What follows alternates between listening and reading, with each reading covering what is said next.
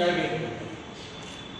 এটা একমাত্র ঘটনা নয়, সন্তান বিক্রির এটা একমাত্র ঘটনা নয়, গোটা রাজ্য ছেয়ে গেছে।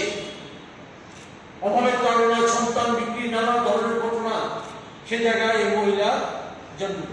মহিলার বাড়ি হচ্ছে উত্তর গন্ডাছড়া এডিসি ভিলেজের তারাভন কলোনির এলাকা। সে মহিলা,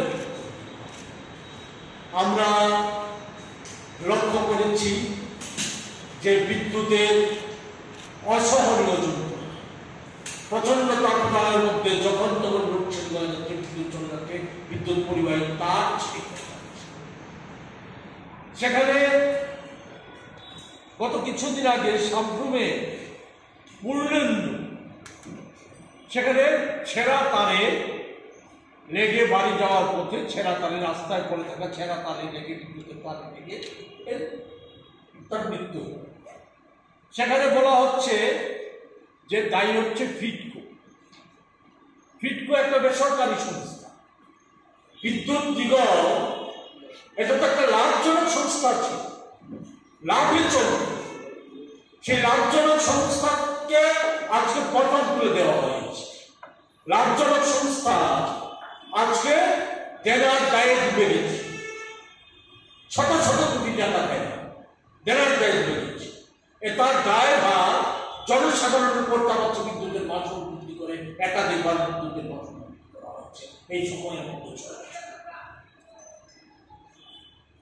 যেটা লাভজনক সংস্থা ছিল সেটাকে ইয়ে করে দিয়েছে, সেখানে বেসরকারি সংস্থাকে ডেকে আনা হচ্ছে। এই ফিটকোকে কারা এনেছে? তাদেরকে দায়ী বললে চলবে? দায়ী রাজ্য সরকার। অভাবের কারণে সন্তান বিক্রি করে দেওয়ার জন্য যেমন দায়ী রাজ্য সরকার, বিদ্যুতের বেহাল দশার জন্য এই ছেঁড়া তারে লেগে পূর্ণেন্দুর মৃত্যুর জন্য সম্পূর্ণভাবে দায়ী হচ্ছে রাজ্য সরকার। আমরা লক্ষ্য করছি এই রাজ্যে দ্রব্যমূল্য আজকে আকাশ ছোঁয়া। ডাল, তেল, এই সমস্ত সামগ্রী, প্রয়োজনীয় পণ্য সামগ্রীর দাম যেমন আকাশ ছোঁয়া, অন্যদিক থেকে আমরা দেখছি শাক, সবজি, ফল, পচারি তার দামও আছে আকাশ ছোঁয়া। আলু, পেঁয়াজ 35 টাকা 40 টাকা কেজি দর বিক্রি হচ্ছে। কোথায় নিয়ে যাওয়া পড়েছে?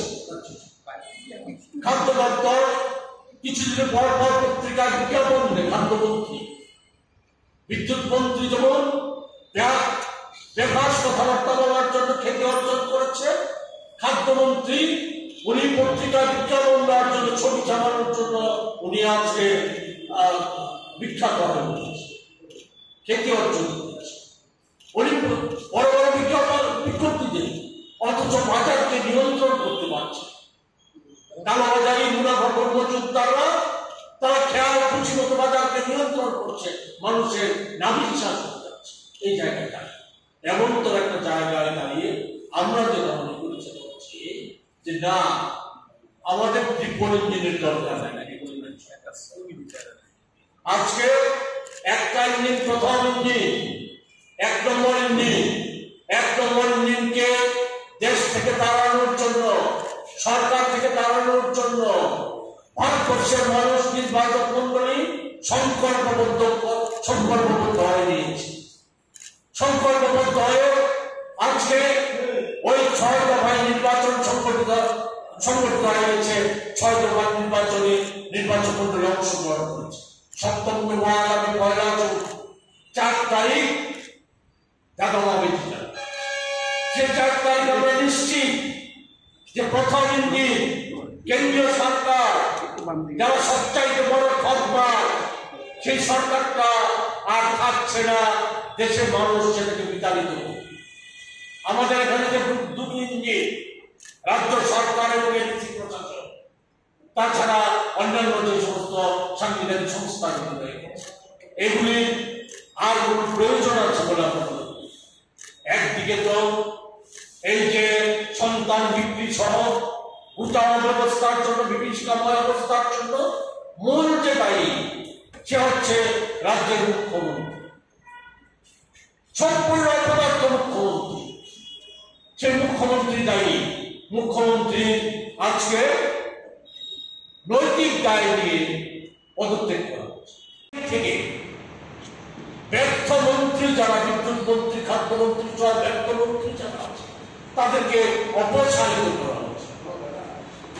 ফলে সেই জায়গায় দাঁড়িয়ে আমরা এই সংবাদ মাধ্যমের মাধ্যমে রাজ্যবাসী জনমত তৈরি করতে চাই, রাজ্যবাসীর বিচরণ নিয়ে যেতে চাই যে আজকে মানুষ, বিশেষ করে প্রজাতি মহল্লার মানুষ বেঁচে বসে থাকতে পারছে না, বাধ্য হচ্ছে অনাহারে অর্ধাহারের হাত থেকে পরিত্রাণ পেতে সন্তান বিক্রি করে দেওয়ার মতো ঘটনা সংঘটিত করতে বাধ্য হচ্ছে।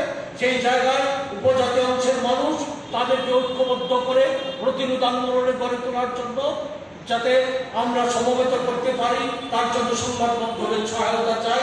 অন্যদিক থেকে আমরা রাজ্যব্যাপী আওয়াজ তুলতে চাই, অপদার্থ সরকার, জামালউদ্দিন ত্রিপুরুদ্দিনের সরকার, জেলা স্বশাসিত জেলা পরিষদ, তাদের আর থাকার কোনো নৈতিক অধিকার নাই, তাদেরকে অবিলম্বে পদত্যাগ করে রাজ্যে স্বাভাবিক অবস্থা ফিরিয়ে আনতে সহায়তা করতে হবে। এই কথাগুলি বলার জন্যই আমরা আপনাদেরকে এখানে ডেকে এনেছিলাম। আপনাদের যদি